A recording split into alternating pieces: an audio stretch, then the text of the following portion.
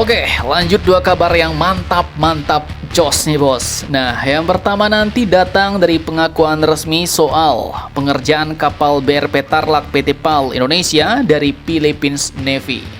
Di mana mantapnya baru-baru ini Philippines Navy alias Angkatan Laut Filipina memberikan penilaian terhadap PT PAL, yaitu nilainya mendekati sempurna alias very satisfactory bos. Nah lo, lantas apakah yang menyebabkan Philippines Navy sangat puas terhadap PT PAL Indonesia? Apa yang mereka lihat dan mereka puji dari PT PAL Indonesia dan siapa yang memberikan nilai itu? Apa dampaknya bagi PT PAL Indonesia setelah ini kita kupas. Kemudian kabar kedua nanti datang dari update kapal induk Indonesia nih bos, yang katanya kini sedang disiapkan berangkat menuju Indonesia. Namun ada juga kabar lanjutannya yang kurang sedap, bahwa kedatangan kapal ini bisa saja datang jadi agak terlambat karena dipengaruhi oleh Selat Hormuz. Lah lo, kok bisa ya kan Selat Hormuz mempengaruhi kedatangan kapal induk kita ini? Apa alasannya? Penasaran? Cus, mari kita kupas berita lengkapnya satu per satu bosku.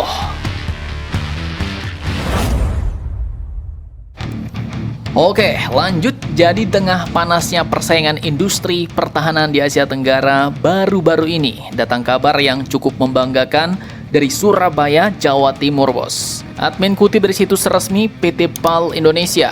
Jadi pada 2 Juni 2026 kemarin, PT PAL Indonesia resmi mengumumkan bahwa mereka memperoleh penilaian very satisfactory atau sangat memuaskan dari Philippine Navy setelah berhasil menyelesaikan proyek docking, dry docking, operational readiness and repair atau yang disingkat DDORR terhadap kapal perang BRP Tarlak Philippines dengan nomor lambung LD601. Nah lo, yang bikin menarik ini bukan sekedar pujian basa-basi diplomatik bos, tapi ada angkanya nih. PT PAL pun mendapatkan nilai 3,9 dari skala maksimum 4. Nah, kalau ini nilai IPK kuliah udah masuk kategori di atas cum laude nih bos. Jauh sama IP Mimin yang dulu 3,2. Jadilah ya kan, yang penting kuliah 3,5 tahun langsung kerja. Soalnya nanggung emak sama adik bos yang mau kuliah. Berat juga dulu Mimin. Jadi curhat pula nih. Lanjutlah, jadi tak main-main. Penilaian itu pun disampaikan langsung oleh Commander Naval Shipyard Philippine Navy, yaitu Kapten Julius Preyes, melalui surat resmi kepada PT PAL Indonesia. Nah, pertanyaannya sekarang, sebenarnya apa sih proyek DDORR itu, Min? Jadi, simpelnya itu adalah paket perawatan besar-besaran kapal perang, bos. Docking, berarti kapal masuk galangan.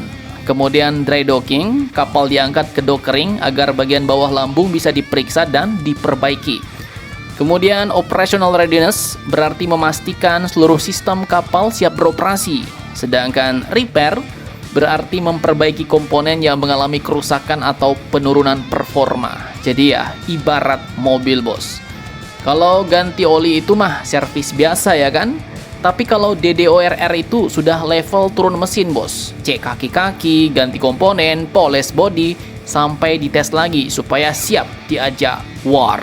Nah, yang diperbaiki itu pun bukan kapal sembarangan. BRP Tarlak adalah kapal landing dock milik Philippine Navy yang dibangun oleh PT PAL dan diserahkan kepada Filipina tahun 2016 silam. Dan pertanyaan sekarang, apa sebenarnya yang membuat Philippine Navy memberikan nilai hampir sempurna kepada PT PAL Indonesia? Simak videonya sampai habis bos.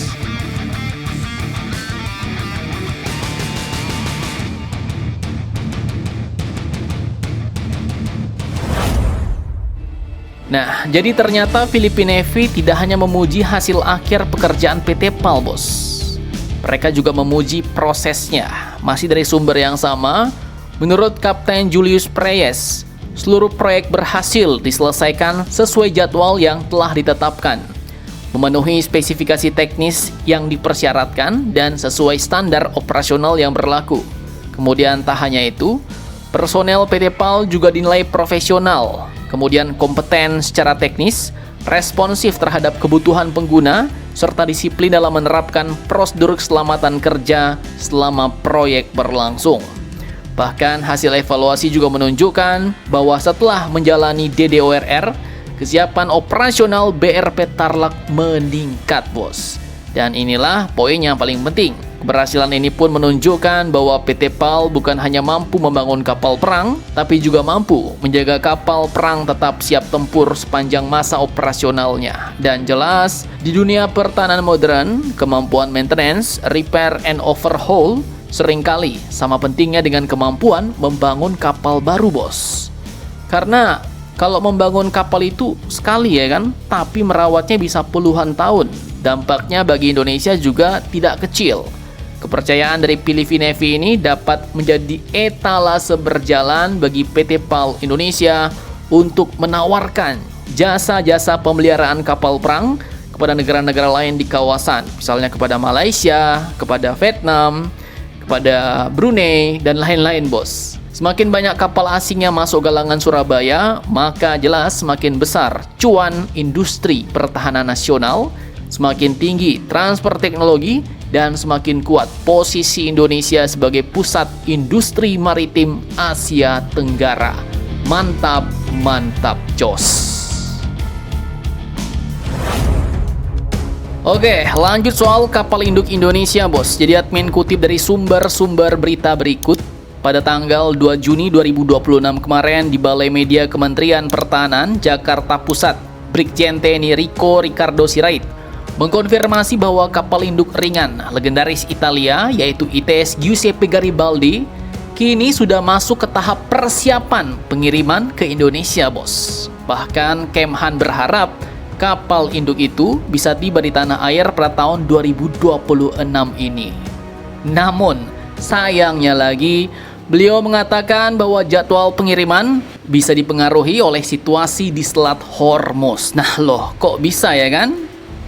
Nah, jadi memang jika kita lihat di peta, jalur pelayaran dari Italia menuju Indonesia itu memang dapat melewati Laut Mediterania, bos. Terusan Suez, Laut Merah, Teluk Aden, Laut Arab, lalu ke kawasan di sekitar Teluk Persia yang sangat dekat dengan Selat Hormuz, sebelum masuk ke Samudra Hindia menuju Asia Tenggara. Nah, jadi ketika ketegangan antara Amerika dan Iran meningkat, perusahaan-perusahaan pelayaran dan pihak militer biasanya akan lebih berhati-hati, bos. Karena resiko keamanan, asuransi, maupun pengaturan rute yang bisa berubah-ubah. Jadi, bukan berarti Garibaldi pasti berlayar tepat di tengah Selat Hormuz, bos, bukan. Tapi, stabilitas kawasan tersebut bisa mempengaruhi lalu lintas maritim internasional secara keseluruhan. Akibatnya, pelayaran Garibaldi bisa ikut terganggu. Jadi mungkin nanti bisa agak terlambat datangnya. Harapannya ya datang tahun ini, tapi belum tahu apakah sebelum HUT TNI atau sesudahnya. Bisa jadi akhir tahun, bos. Apalagi kita nggak tahu Amerika dan Iran itu mau damai atau mau perang makin panas ya kan. Intinya, kapal induk Garibaldi kini sedang disiapkan untuk berangkat menuju Indonesia. Setelah itu disebutkan juga Indonesia tetap menyiapkan dana jumbo, bos. Pemerintah telah menyetujui sekitar 450 juta US dollar untuk penyesuaian kapal, modernisasi kapal, kemudian 250 juta US dollar untuk helikopter angkut, serta 300 juta US dollar untuk helikopter utilitas. Totalnya tembus sekitar 1 miliar US dollar atau lebih dari 17 triliun rupiah. Mantap, mantap, jos. Nah, jadi bagaimana menurut kalian tentang hal ini? Jangan lupa komentar, tetaplah kalian barbar dan jangan santuy terus demi Indonesia tangguh. Salam Indomax, Indo Magazines.